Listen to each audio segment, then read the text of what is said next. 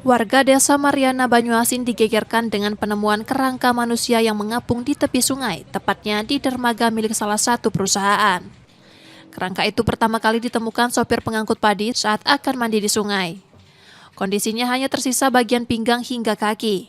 Temuan tersebut kemudian dilaporkan ke petugas keamanan dan diteruskan ke polisi.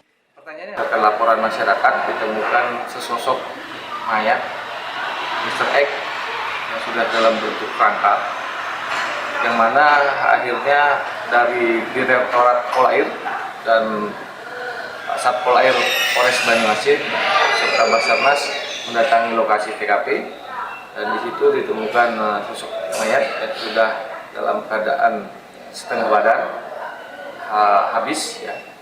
Kemudian dilakukan evakuasi dan saat ini dalam proses penanganan dan penyelidikan dari Direktorat Polair dan Satpol Air Polres Banyuasin. Polisi bersama Basarnas mengevakuasi kerangka itu ke Rumah Sakit Bayangkara Palembang untuk proses identifikasi. Polisi mengimbau warga yang merasa kehilangan anggota keluarga agar segera melapor.